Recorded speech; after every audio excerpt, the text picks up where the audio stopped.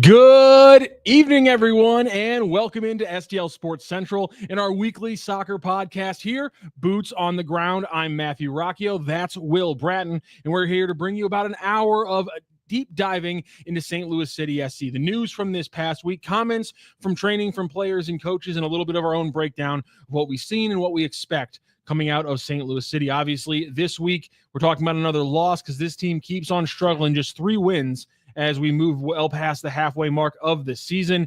The transfer deadline or transfer window opening is coming up here in a couple of weeks, so we'll be talking about a 3-2 loss to RSL. We'll be talking about some potential transfers, some potential roster movement with some youth players after a big weekend for City 2, both up and down. And also we'll be talking about looking forward to the Portland Timbers coming up this weekend. As I bring in my co-host for this show, Will Bratton. Will, how was your week in the soccer world? You know, my week was pretty good. I missed training on Tuesday, media availability with St. Louis City SC. I had a dentist appointment, had to get the teeth cleaned. So I missed training, but I did get the chance to catch up on the notes provided on social media by other creators who were there at training. Yeah, they moved training around on both of us. So I unfortunately didn't get to go to training either, but I have listened to the audio from David Critchley. Big thanks to Drew Young over at Utes Media for putting that out. But also I was able to drive downtown and talk with Simon Bescher today because I wasn't able to yesterday. I had a great talk with Simon Bescher. And actually, if you listen to the audio version of this podcast on Spotify or Apple or wherever you get your podcast, or if you listen live tomorrow on the Lou Information Station from 3 to 4 p.m., or you can also podcast that at louinfo.com, you will be able to hear the full about 8-minute audio version of our interview my interview with Simon Bescher. And the big thing we talked about there was the positioning, because I know we've gotten into a lot of Simon Bescher, his use as an outside midi, as an outside winger, whatever you want to talk about it. So we'll dive in a little bit into Simon Bescher later on in the show, because we got to do this chronologically here, everybody, and talk about what happened, what went wrong out west. That's the big question I think everybody's asking right now. What went wrong against RSL? Obviously, a terrible first half.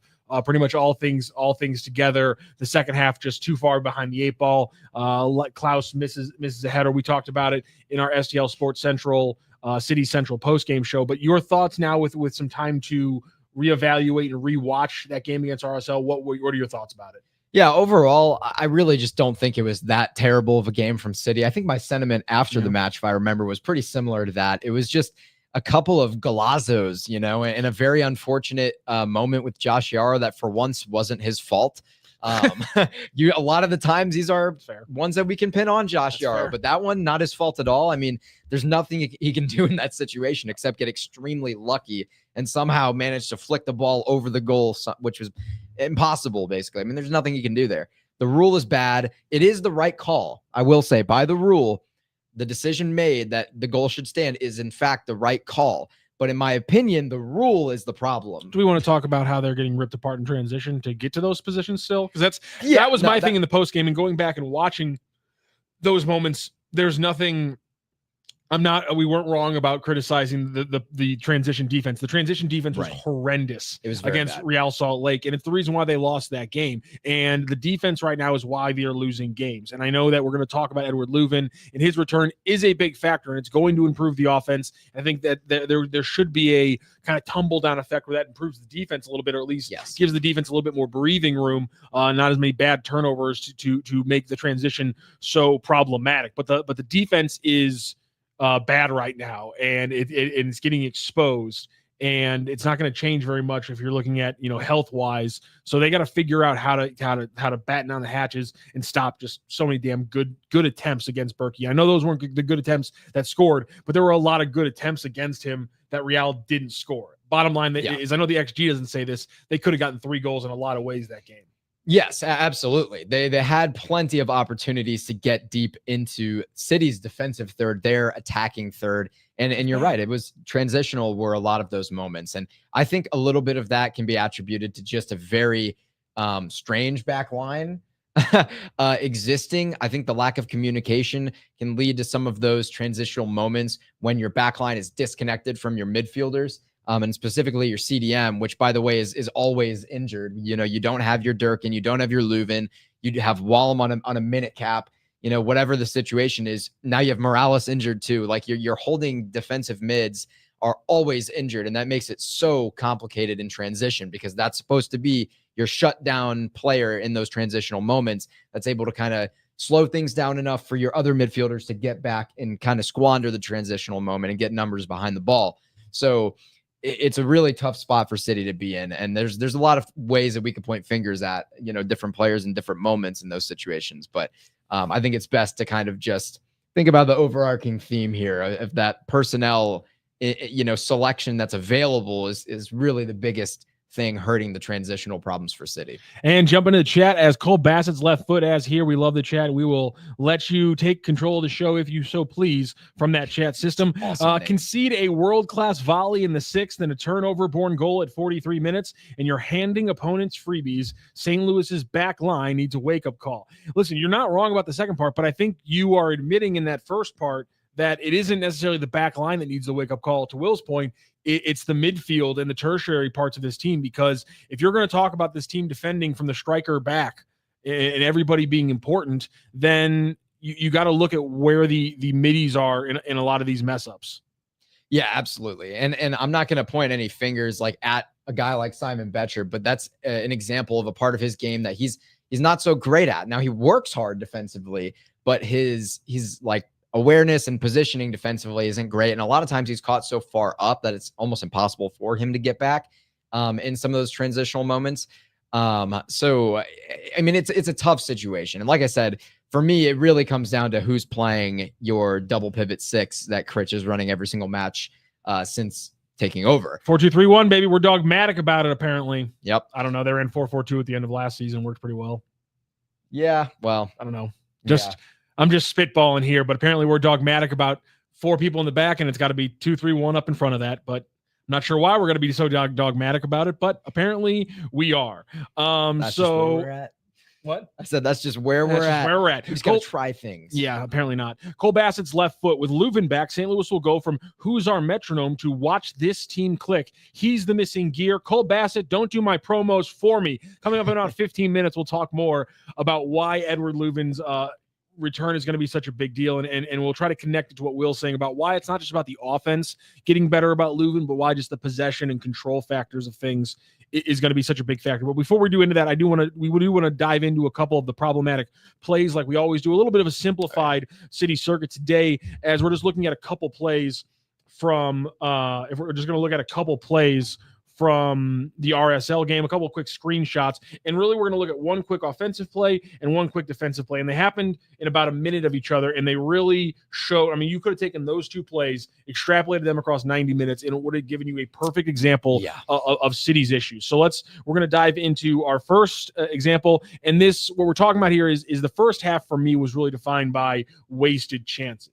And I don't want to talk about wasted chances necessarily in the fact that a lot of City fans, I think about wasted chances, which is we keep missing sitters in front of the net. No. I'm talking about back up about 30 yards. The chances when you have the opportunity to break things open, whether it's in transition, whether it's a quick ball up, what have you, and you completely miss the opportunity. You miss the extra pass in the box.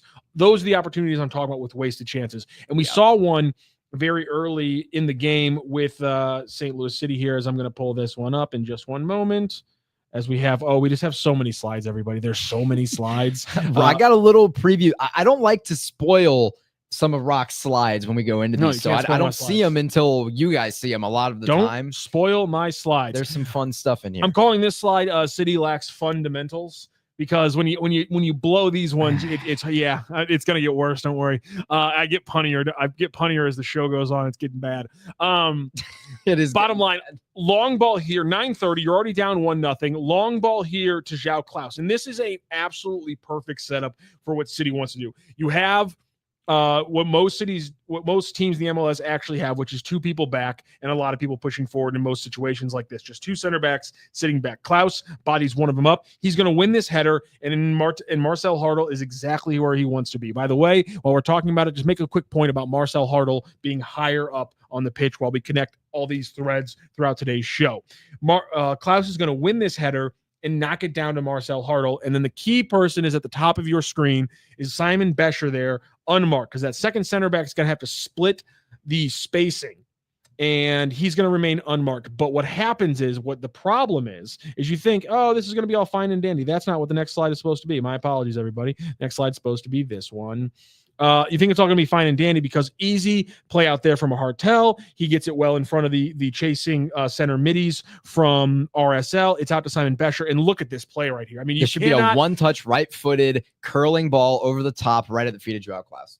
Which is what Simon Bescher attempts to do. He just puts a little too much mustard on it, and there's absolutely no shot that comes from this play right here. Yeah. And this is not a one-off from the first half against RSL. That's why, honestly, the first half was so frustrating to rewatch, is that they had a lot of good things happening in certain parts of the field. Honestly, if you just watched the St. Louis play the RSL game in the second half, in the offensive half of the pitch, you'd be like, wow, they're pressing a lot. They're getting a lot of chances. They can't connect them finally, but they're getting a lot of chances up high and in the box. But if you look at this at their own half, oh my God, that was a horrendous first half because the press disappears. Yeah. They were not threatening through the midfield at all. We'll get into that in just a moment in the second city circuit. But I just want to so yeah, Bescher just hits this one to Klaus. But these were the kind of chances that they missed all over the place in the game against RSL, where they had RSL 2-on-2, 3-on-3, 5-on-4s, and they just could not connect passes to get things going again. This did not even end up in a shot. That's problematic. Yeah. This is the type of situation. And look, Rock, this is in fact a repeatable goal scoring opportunity. How about that? We love those around here. Repeatable goal scoring opportunity. Why is it repeatable? Because it's a fundamental part of your entire tactical game plan. Just like Rock said, Klaus is playing your target 9. He gets it underneath to your 10, whether that's your toy shirt or your Hartle. Then they can find that wide option, whether it's Pompeo or Betcher, or maybe it's Totland streaking up the side or something like that. And then you're looking for that final ball in to your trailing runners of Klaus, toy shirt, Hartle, whoever is in the box.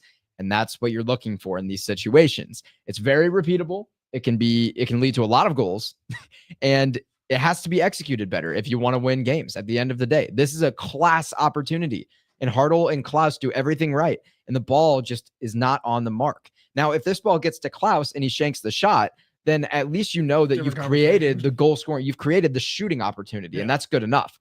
You just need to, at that point, get the shot on net and try and find the back of the net.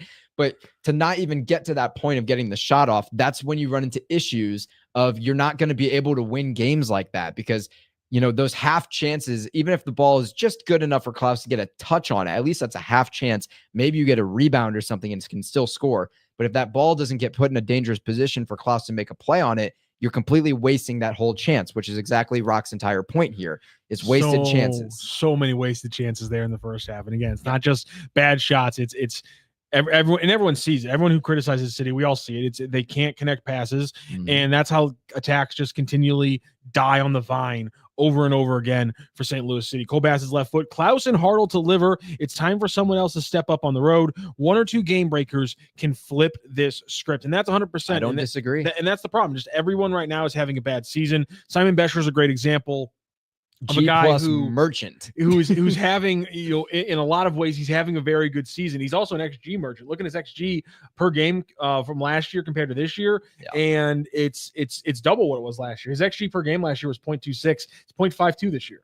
It's double what it was last year. So I mean, the guy's getting in the spots, and he knows he is, but they're just trying to get past the fact. It's like those little moments of quality. It's just the tiny details are what's costing this team in a lot of situations. Outside of a few players like Cedric Toyshirt, for example, who just hasn't been flipped on really this year at all, at least from what I've seen. And like I was talking about earlier, just one problem with City against RSL is that the press was fantastic in their offensive half, but in the midfield and when they would drop into a mid block a lot, and they weren't really in a low block, but when RSL would progress the ball into the defensive third for City, the press and the effort would just completely evaporate in the most just depressing ways possible. I've never seen a team just choose the worst moments possible to completely give up. And that's what we were seeing with St. Louis City. And that's what was so frustrating. And this is one of the moments where the broadcaster, and I don't know if you guys were watching Apple TV. No. Just I was watching it. When I was doing my rewatch, Warren Barton. I was just making sure I got his name right. Warren Barton. I mean, he this is one of the plays where he was excoriating St. Louis City. And I know a lot of people were joking about how the broadcaster was coming after St. Louis City. This was one of the plays where he came after them, because look at this setup. This is not a bad setup in the mid block. The big issue here is the three in the middle right there for St. Louis City SC. That's Klaus, that's Ostrak, and that's Hartl at the bottom of that triangle. Hartl or Ostrak need to be lower in the more central to take away kind of where the RSL player next to the ref is. So they need to be lower, because what happens is the guy with the ball, who's right at the halfway line right now, he steps up and slices a pass over Klaus and Hartl on the ground and into that man right below where the ref is. And then they would that breaks the whole line, breaks the entire line. And it's because, and I don't want to just call out names, but it's because either one, Volum's sitting too deep and it lets it happen, or two, Hartl doesn't drop deep enough to take away that passing lane. The bottom line is it's too easy. Warren Barton from the booth goes insane on this thing, because what happens is they eke it out there, that they can get out to the right back, and then they have this setup where they have the City line stretched out. And credit to Marcel Hartl, because he does miss that first play, but you see Marcel Hartl, who's about to break with that man right there in the middle. He stays with him and saves a absolute breakthrough play from RSL. It could have been 2-0 very easily. So credit to Marcel Hartl finally getting on the hump and getting on the run here and taking away this play, but he completely misses this lane, and Warren Barton was about to jump out of the booth and take down St. Louis City. And this is my point, is just there was a lot of high pressing moments, and there was a couple times where they got 6 people high on the press in their own attacking half. Very aggressive from St. Louis City, which is why I think they're having some problems defensively. But that's another discussion. My problem here is I agree with the Englishman. Unbelievably lazy defending at times in their own half. Oh, yeah. And that was inexcusable, especially in the first half, in their own half. And that's where you're going to get beat. I know it was Golazzos, but you have to watch the totality of this game. These plays might not have led to the goals, but these plays are problematic if they repeat them. And this right now, more so than the back line needing to play better, this is where St. Louis City's defensive foibles lie. It's these kind of slicing passes through the midfield that allow guys to run into just yawning spaces of green, and then allow them to just play there. Because again, if Hartl doesn't make a brilliant read on a deep run here, and again, Hartl's not playing double pivot here. This is one of the games where he wasn't. He's playing as a 10 here, and he has to make a read to save a 30-yard run that slices through your entire defensive line as well here. This ball is going to go from the left wing right through that channel, and Hartl's going to save it. He shouldn't, in these moments, have to be making that play. Right. Unbelievable that he had to. Terrible defending, and it was lazy. It wasn't even just bad defending. You didn't get outclassed. You got outworked. Yeah, and that's the issue. This team has kind of had a little bit of rest defense becoming like inactive defense. You have to defend proactively, and that's one of the things that I look at when I'm looking at some of our, like, evaluating some of our center backs, especially, is can you proactively defend, and especially your sixes. And in this situation, and also in the screenshot you showed before, it's a moment where your sixes are just not proactively defending. You can see these gaps here, and everyone's watching the ball. Look where everyone's eyes kind of are. in no man's land. Exactly. And you're missing, because if Ustrak's deeper, because Ustrak, like I said, is at the top of that little triangle in the circle for St. Louis City of those 3 guys. If Ustrak's deeper, Wallum might be further more to the right, and maybe he takes away that pass. Right. Because what's happening here is City are settling into this shape that looks like what you see on a like a positional map, like your 4-2 or your 4-2-1-3, 4-2-3-1, whatever you want to call it. Whatever it is. That's kind of what this looks like. And so they think they're comfortable in that situation, but they have to make adjustments, because all it takes is one run from an RSL player to pull somebody out of a position or step into a gap. And if you don't adjust, you're immediately going to have this situation where that player by the ref is going to get the ball every single time. Even though your defensive setup, it looks like it should on paper, that's not how it is, because the game is fluid. You're never going to be in a 1 + 1 = 2 situation in soccer. That's just not the way it works.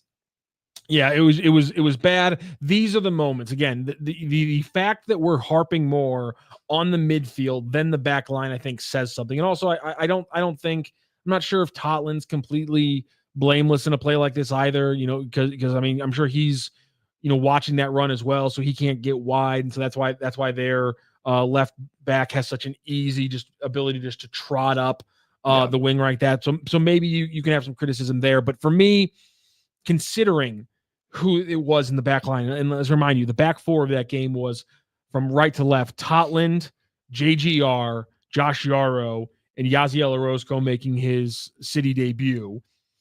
And they weren't the problem. They weren't the ones who made the mistakes. Really they weren't the ones who were in god-awful positions for the most part. That was the midfield. Outside of Orozco's giveaway that led to the second goal, I think. That's fair.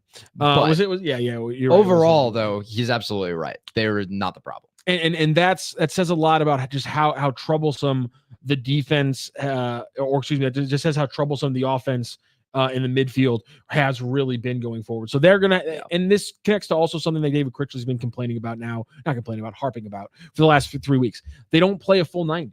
They do not play a complete game, and they're simply not talented enough to get away with that and actually come away with points. Yeah, no, I completely agree. And, you might see some of these things change after the summer window. You might see like a little bit of an upgrade in talent where maybe in some of these types of matches, they are able to squeak out a win. But right now with the team that you have, and even if you do have a team that's able to do that, that should not be your goal. You have to be better than that, and you have to expect better than that from your players.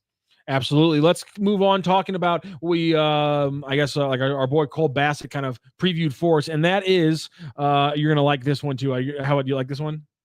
The Return of the King. Of course. You should have said The Return of the Lion King. See, I didn't want to drive home that joke too hard because you can feel it in your head because if you know his nicknames. If you know that's his nickname, then you can fill it in your head. Maybe you're a Lord of the Rings person and you appreciate that commentary. Either way, I'm fantastic. The Return of the King, Eduard Löwen is coming back. They hope for 45 minutes. If he can go 45, that means he will start. If he can only go 30, that means that he will come on in the second half. Either way, just a huge, huge thing for City going forward. Just your thoughts when you first heard the news over the week that Eduard Löwen was going to be playing. It's just really exciting. It's just extremely exciting to have the backbone of your team on the pitch. He's referred to as the father figure, of the group. I mean, everybody looks up to him. He's an absolute stud of a human being and a phenomenal player. And he completely controls, the pacing of your game a lot of the time. If you're going to attack fast or slow, he's at least defensively reliable enough as your kind of holding position, especially when paired with another player in that position too. I think things are going to be much better defensively with him on the pitch for St. Louis City, just because of the security that he does provide. And also because they're going to be defending a little less transitionally a lot of the time, because he's not going to be the one to give the ball away in the midfield a lot of the time. You'd hope not. It'll still happen. Obviously, It's going to happen even in the best players. But, it's, I don't know. I think things are going to be significantly better with Löwen on the pitch for the St. Louis City team. And that's exactly why I think this could be the weekend where City finally get back in the win column for the first time in I don't even know how long, for what their fourth win. Yeah. A whopping 4 wins on the Season. Should they win this Sunday Night Soccer, it should be a fun match for sure. You'll have young players. Löwen will be back. So whether you're, believing in this season or not, which you shouldn't be, but if you want to enjoy the season and watch wins, this is a match that you'd want to watch because it should be a fun one. We'll get into that a little more later, but Löwen is an absolute game changer here. There we go. One of his maps. That's a good one. Yeah. This is just comparing Eduard Löwen from last season to this season, and the pinkish city-ish red is Löwen from last season. The blue is Löwen from this season. Obviously, we know he hasn't been as good this season in just the very small amount of time. He was still very good last year, but a couple of those numbers that you see, their progressive passes and those kind of things are still very high. The big number that has kind of fallen off completely, though, that you don't have to worry about, I don't think. The biggest difference there is through balls. He's in the 90th percentile last season. He's in the 0th percentile. No through balls coming from Eduard Löwen in his time. That was because when it came to through balls in Olaf's system, it was completely broken. They did not break lines. They did not break lines at all in They did not break lines at all in Olaf Melberg's system, and that's why you saw no through balls from Eduard Löwen. And so that's why I think everything else you have to work at. The fact that even in Olaf Melberg's system, he was creating the progressive passes still. He was creating the shots that he was still creating. The fact that a lot of those numbers are still pretty much what he did last year for the most part, considering one, what he's dealing with, on a personal side, two, what he's dealing with, considering when he has played after he returned, he wasn't at 100% fitness. And so obviously he was going to be held back a little bit. And yet he's still just an incredible player, just key passes at a crazy level, successful dribbles at an above average level in the MLS, progressive carry distance up at above average level. So, I mean, this is still what you're getting at Eduard Löwen, and there's no reason not to expect and think it's going to get even better as he finds his feet here in 2025. Yeah, I'm especially excited to see how these numbers kind of adjust also as he's put in a position to actually succeed now. Under Melberg's system, he's sitting back. It's defensive. It's not a good situation for a playmaker like him in really any situation. But now in Critchley's system, where he's trying to get Hartl and Pompeu and Betcher and Klaus and Toyshirt, whatever, these types of guys way further up the pitch, I think we're going to see a dramatic increase in some of these, stats for Löwen, especially, skewed, obviously, because they were so poor beforehand because of the system he was in. But I think we're going to see just a dramatic change in the way this team tries to progress the ball through the midfield with Löwen on the pitch. And Hartl, with the freedom to stay so much higher, which I know is a point you're going to talk about a little later as well. I think I saw a sneak peek of a map that you've got there. It's just a little, fun little dive in. But we talked about this a lot in the post-game show last weekend as well. From Marcel Hartl. Also, Kobass's left foot says his surname literally means lions in German. Yeah. Yes, it does. I'm aware of that. It does. I get that's why that's the nicknames there. Thank you for that explanation. That makes me wonder though. Do you think Germans just never really vibed with Star Wars because the whole twist was ruined? Because Vader means father in German.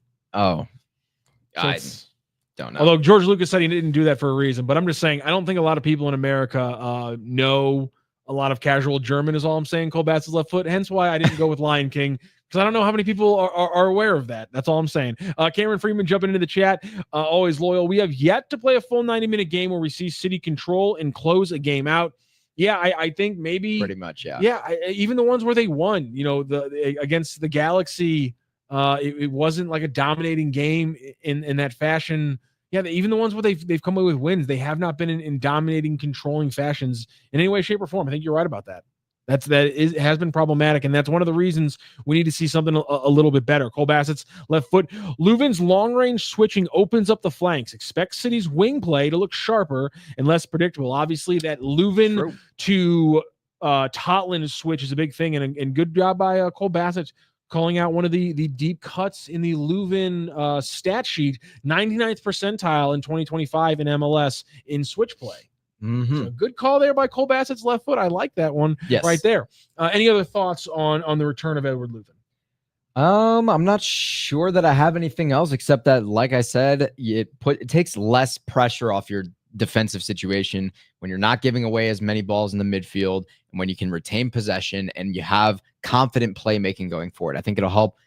Klaus is extremely confident right now. He's on fire. So I think having him and Löwen on the pitch together is an absolute weapon. So I'm super excited to see that happen, especially with Hartl further up the pitch and Totland up on the wings. It's just an exciting time. Should be a fun game. Totland, they haven't pulled back Totland. That's the one thing you can say about Critch is they're playing Totland super freaking high on the right wing, and to their detriment and to their bonus, because they got a couple goals against RSL or against Orlando City from Totland, and they got a couple back going the other way. So let's talk about what the big move is. And Cole Bassett's left foot was pointing out exactly where we were going with this, which is the tactical impact on Critchley's system. Löwen's defensive positioning frees Hartl to push higher and Klaus to run in behind. I think that's obviously a big thing. And honestly, I don't know if I even expect necessarily more runs from Klaus. I think this actually just gives it boosts the ability of Klaus's hold-up play, because now him connecting with Eduard Löwen on those long passes and then Klaus being the progressive passer to Hartl or Simon Bescher or Seti Toyshirt or Celio Pompeu or hopefully Makai Joyner, that actually I think works great. But I mean, we're going to see Klaus getting running in behind and thinking up and linking up like that.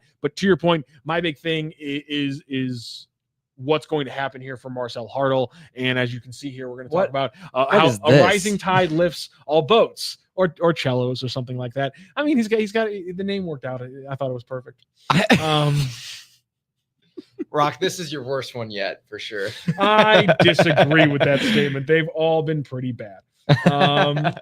Let's break down here a little bit Here's of that some map. This of is the one some I got a sneak peek yes, of. some Marcel Hartel numbers, because we're talking about how this is going to push him forward, and that made me want to dive into some numbers on Marcel Hartel, and I wanted to dive into specifically the passing numbers into Marcel Hartel. So let's take a quick look at all of Marcel Hartel's passing under the 3 eras that he has existed as a St. Louis City player. We have the John Hackworth era in 2024, and then we have the 2 eras in 2025. We have Olaf Mellberg era, and then we have the David Critchley era. So this is his passing map under Olaf Mellberg. And you can see that I have our wonderful friend at McLackbot and his wonderful resource has this broken down, and you can actually break it down into things. And what you're looking at here is the far left map is all of Marcel Hartel's passes under Olaf Mellberg. The middle map is all his forward passes under Olaf Mellberg. You see that's why the crosses are gone, even though they're in an offensive place. We're going to get rid of those all those corners, I mean. And then the third map is just all his progressive passes. Okay, and I want to take a look at these just in the Olaf Mellberg context, and then I'm going to compare them all to each other here in just a moment. So first of all, look now to our far right. We're going to look at these numbers here, and a great thing McLackbot does with the Goal Plus is the X pass, and all it is just talking about, are you completing the passes you should be completing based off difficulty, range, how long the pass is, where the defenders are. Are you completing passes more than you should be? Because completion percentage isn't a great metric, but if you're comparing it again to what you should be doing, it's a useful metric. So here with Olaf Mellberg, in all of his passes under Olaf Mellberg, his X pass was a negative 2.09.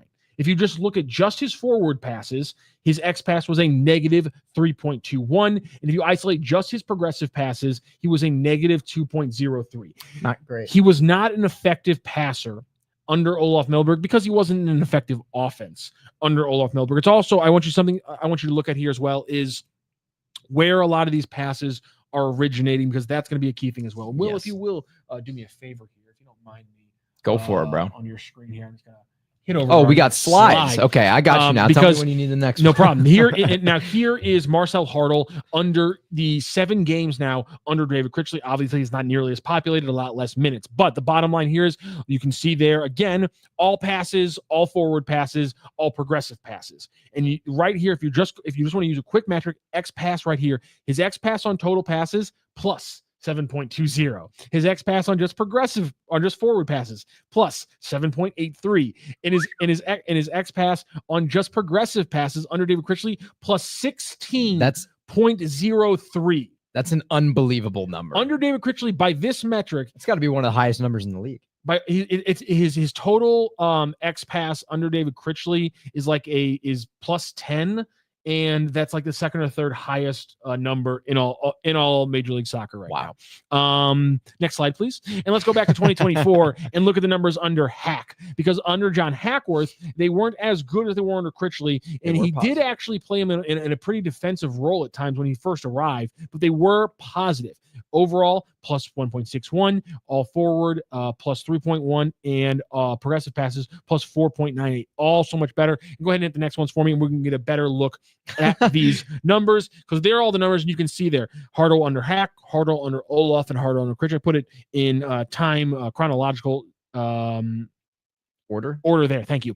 And so you can just see how much better that Marcel Hartel has been under Critch. And for the most part under Critch, I know we're talking about how Marcel Hartel can get higher now that Eduard Löwen is returning. But the bottom line is, over the last few games, for the most part in these 7 games, we've seen Marcel Hartel play higher under Critch than we have under Olaf. And that's kind of why I wanted to break down these numbers, because even though we have seen it more, even in training, we're hearing David Critchley talk about how Marcel Hartel is going to be played even higher and more aggressively now that Eduard Löwen's back. So take what you're seeing now with what Critch has been able to do with Marcel Hartel and kind of expand it. And then I wanted a deeper dive here, and I just kind of wanted to look at the kind of passes that Marcel Hartel was attempting. and you can look at how I broke it down again under the 3 eras and just passes per 90, just passes attempted forward per 90. And you can see the numbers. They actually were higher under Olaf than they were under John Hackworth. But you see the jump there from Critch. 20 passes per 90, 24 to 27, and then passes attempted non-forward. So backwards or sideways. Again, the numbers were pretty high under Hackworth. That really surprised That really kind of surprised me, but look how the numbers have come down under Olaf, almost 10 passes backwards or sideways per game, 9.5 now with Critch.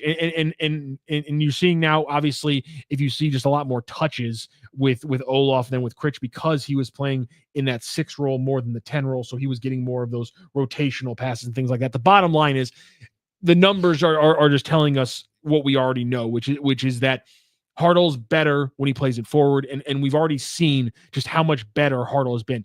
City's improvements since Olaf has departed and Critch has taken over, a big part of them has been the play of Marcel Hartle, and Critchley has really unlocked him, and I think these numbers show that. Well, let's go to the last slide really for this usage, because I just want to take one quick look again about where we're seeing the passes coming from Marcel Hartle. And I just wanted to look at progressive passes because I think those are the most telling with any player, especially a playmaker like this. And again, chronological order here: Hack, Olaf, Critch. And I don't think we're seeing less from a deeper position under Critch on the far right than we are in the center, or we are on the far left. Again, everything the numbers are telling us, the pass maps are backing up. We're seeing a guy who's playing more forward. We're seeing a guy who's getting involved in more areas, which I think that it's also important is the unpredictable thing from Olaf. I know it got stale, but it's a true fact. You need your best playmakers to be able to attack from the right, from the left, from the center.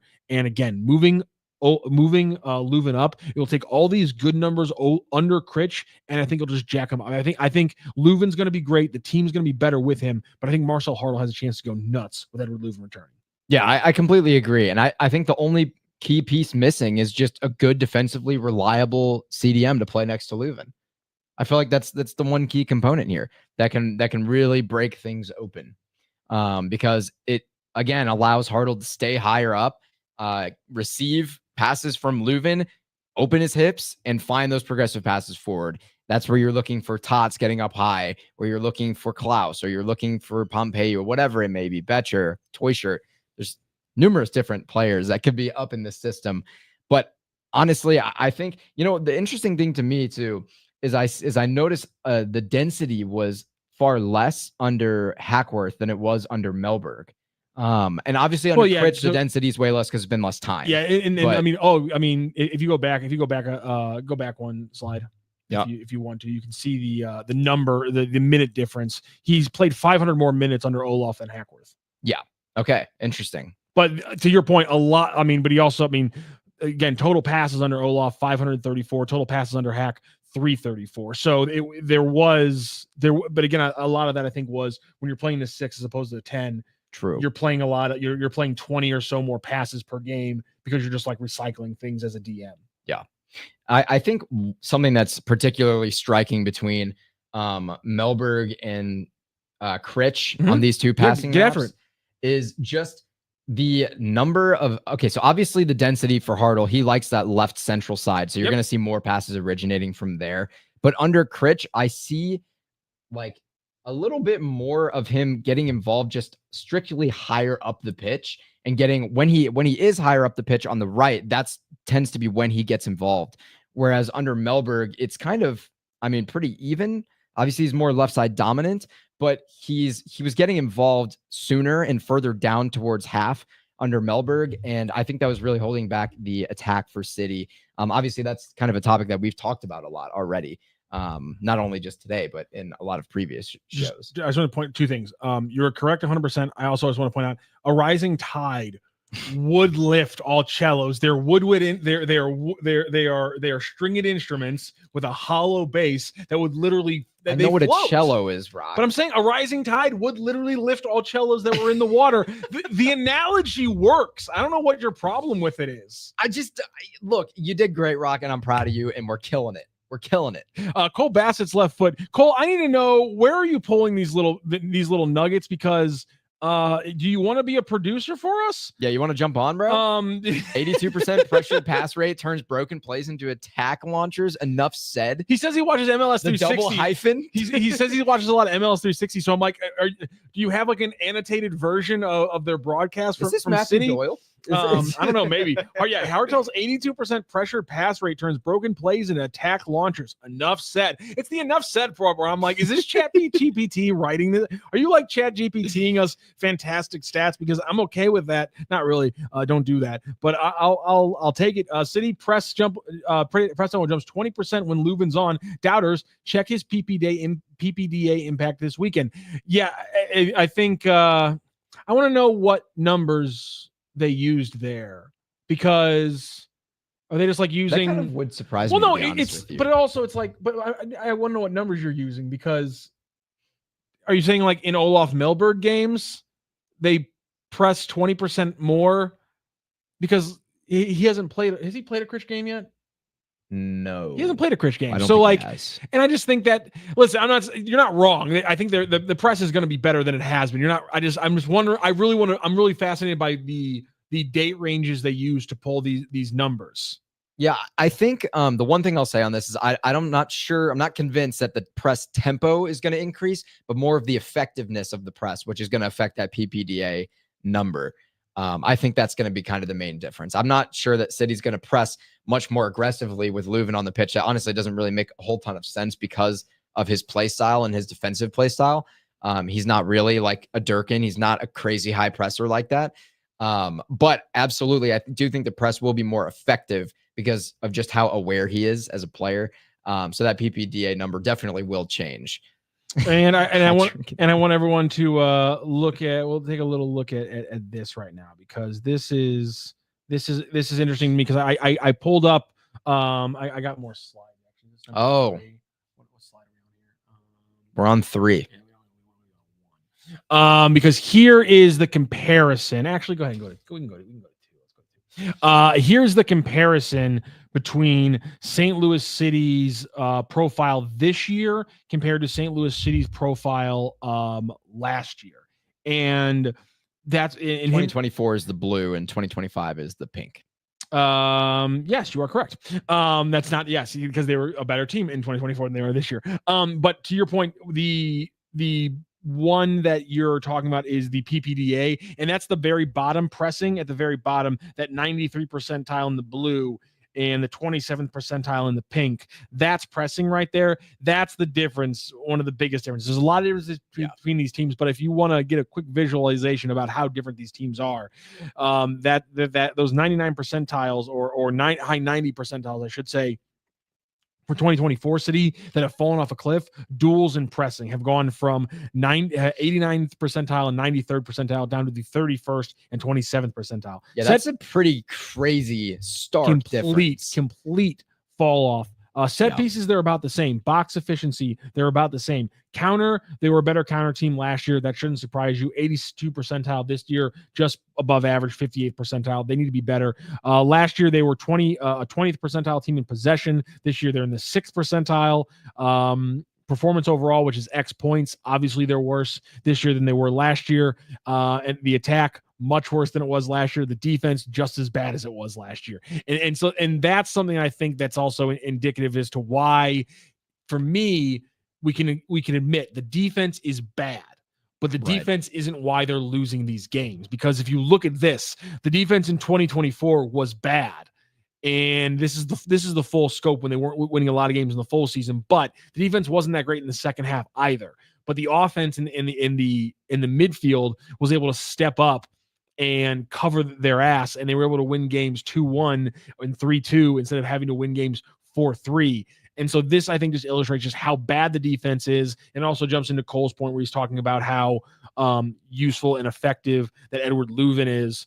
How Eduard Löwen is to the press, because when he's on the field, he may not be a direct result of it, but he is a better pressing team. And if we want to kind of move forward here, if you want to, while we're on here, let's just take a look really quick on how they compare to the Portland Timbers, who are coming into St. Louis City on Saturday night. And Portland's better than them in everything, except Portland does not press as well as St. Louis City does in 2025. So, which is kind of surprising because the press has not been good quality for St. Louis City, honestly. Gotten a lot in 2025. better over the last 7 games, but the bottom line is very possession-oriented game. You're facing a very good Portland team, well above average at set pieces, box efficiency, countering, and in possession.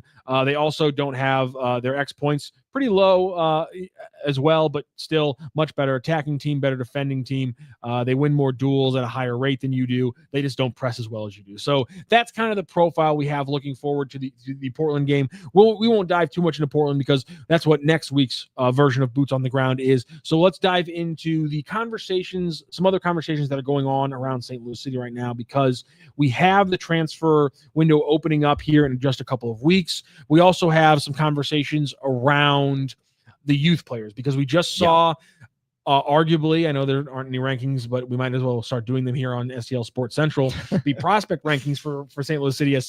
The number 1 and 2 prospects both played in Tyson Pierce and Mekhi Joyner. Mekhi Joyner has one more appearance before he would have to be added to the supplemental senior roster to play more games this year. Tyson Pierce has 5 more appearances after making his first one on his deal as an off-roster homegrown player. And we saw Yaziel Orozco as well, who had a fantastic game from left back. And with his physical profile, defensive profile, he could either be a left back. I also think he could maybe be a defensive midfielder going forward. So a lot of youth players have played. We know a lot of young, we know that there's potentially some new players coming in the transfer windows. My conversation that I wanted to dive in first really quickly was the balancing act between youth players. And I know we already got into the Mekhi Joyner conversation, but I got into the Mekhi Joyner conversation again over this week with some St. Louis City fans. And I just wanted to make one quick point to that, because there was a perfect example to what I was speaking about in this weekend. And that was because, did you know that RSL starts an 18-year-old? Gozo, right in the middle. That number 10, 72, was causing City so many issues.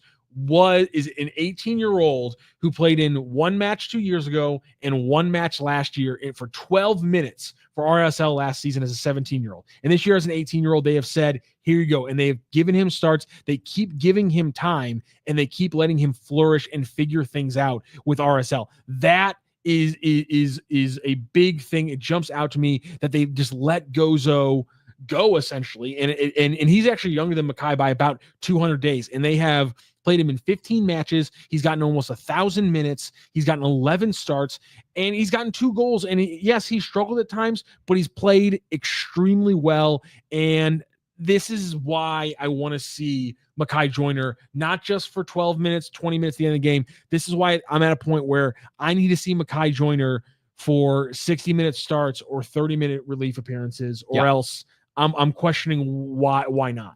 No, I'm more than happy to see Mekhi Joyner do a 30-minute relief shift on the right wing this match, and maybe even earn himself a start. There you go. There we go. Yes. But you can't start him off with a start, in my opinion, especially when Betcher's doing so well and G. Oh, now Betcher's doing so well. Okay. Well, he's not, but like statistically, he's doing well. So that's got to turn into fruit at some point. Otherwise, you stub him off at 60, you put Mekhi Joyner in, and if he's able to make something happen, then you give him the start after that. But Mekhi Joyner, you know, I'm more than happy. Look, I want him on the supplemental roster, and I want him to get significant minutes.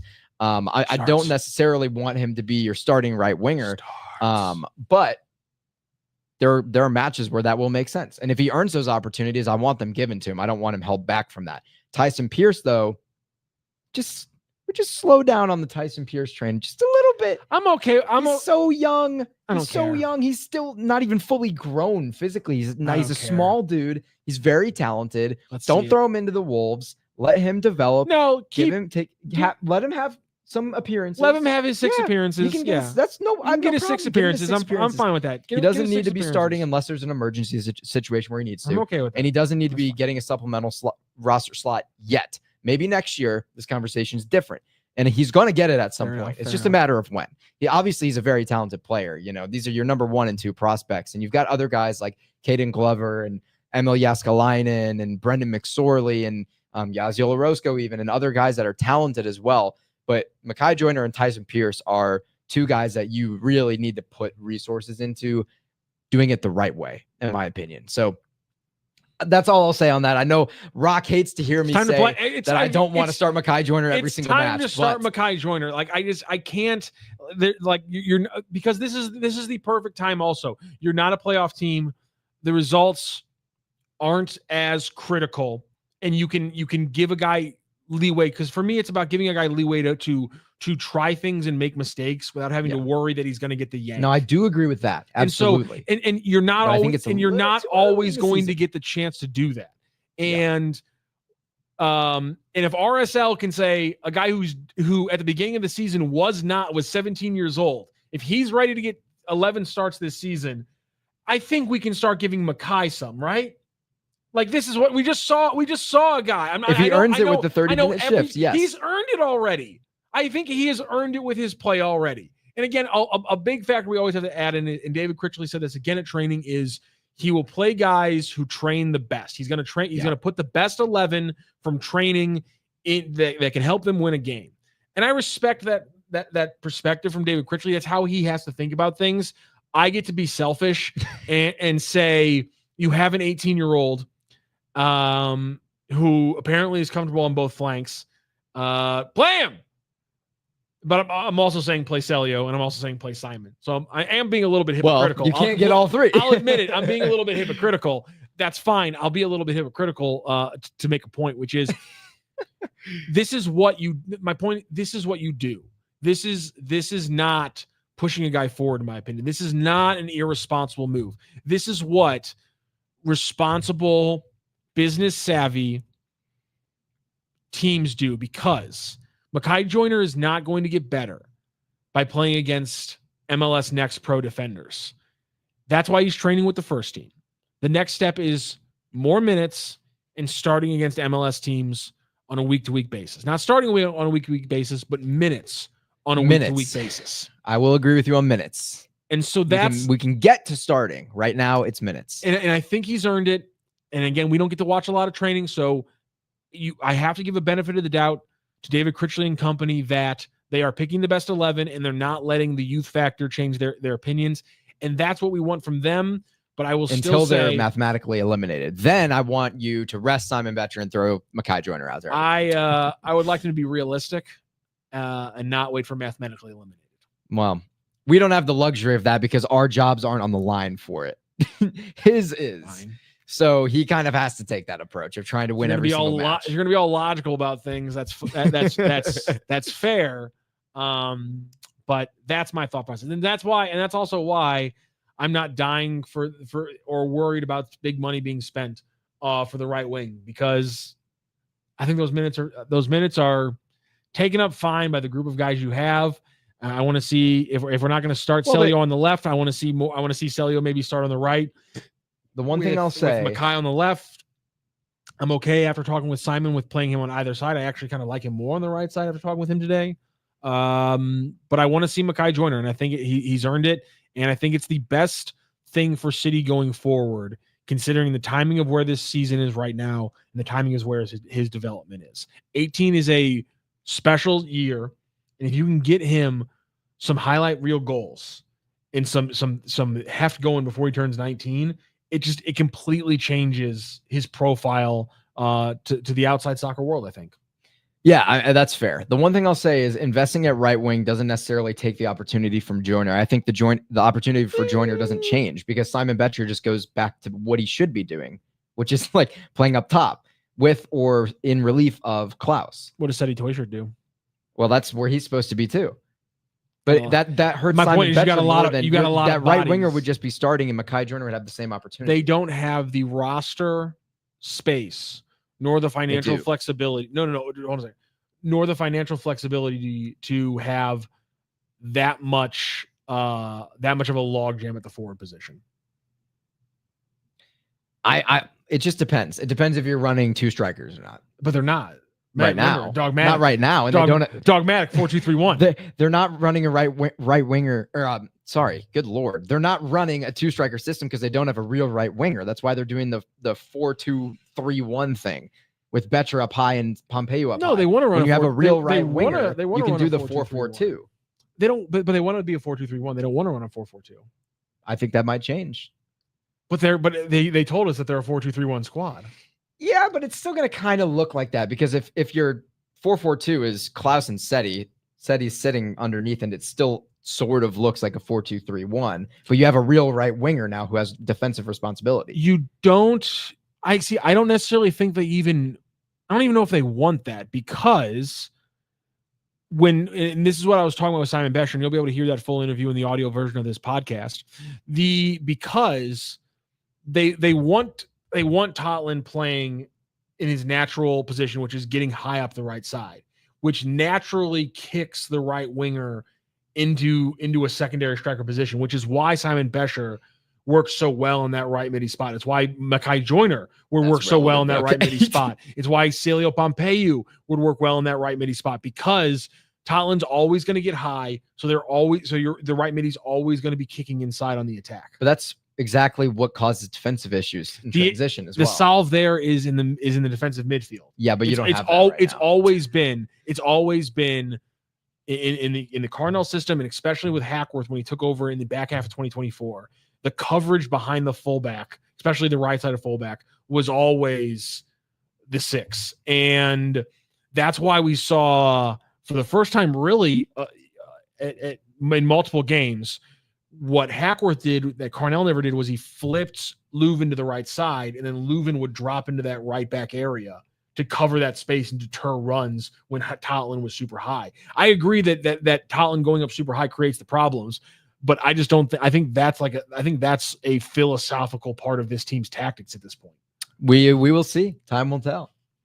You think it's going to change? You think Tots getting up super high is going to change? No, Tots is going to stay high. I think the way they deal with that is going to change. I think they're going to have a more traditional, defensively responsible right winger. That's what I think, but we'll see. It's funny. It's funny to me that we've gone from talking about the need for a right winger, and I think a lot of people are like, yeah, we need a right winger, and then you go on because because of his defensive capabilities. I feel like these people are going to riot again. These people are going to turn against you. I hope you have high ground as you lead your mob, because those it'll be high ground immediately when it starts turn working, on you. I promise it'll be high ground when it works. Sure they will. Yeah, sure it will. It's all good. Everything is really due process. That. Patience is a virtue, young Rock. Don't you dare. This has been another edition of Boots on the Ground. Stay with us here on STL Sports Central for all your St. Louis City coverage. That's why we are Boots on the Ground, of course. That's where we will be on Saturday down at Energizer Park in St. Louis City. Sunday, excuse me, my apologies. I keep saying Saturday. Sunday, be there down at Energizer Park for a Portland Trailblazers. God bless you. Sorry, Jimmy the Cat Hayes is bringing the Trailblazers to St. Louis, so I have Trailblazers on the mind. The Portland Timbers on Sunday at Energizer Park for St. Louis City SC as they try to go for their how many wins of the season? Their fourth win of the season. Big Absolutely numbers. Ridiculous for St. Louis City SC. They'll try to go for the win number 4 against Portland. We'll be back here on STL Sports Central for the postgame show following the postgame presser. Make sure you like, share, subscribe, and hit the bell button on the STL Sports Central YouTube. That way you know when we're going live after the game. For Will Bratton, I'm follow Matthew us on Rocchio. socials too. Make sure you follow us on the socials. Follow STL Sports Central on YouTube. Follow them on X. Follow Will Bratton at Will Bratton STL. Follow me at Rock STL ROCC. And stay tuned for more Boots on the Ground right here on STL Sports Central. Have a great rest of the day, St. Louis.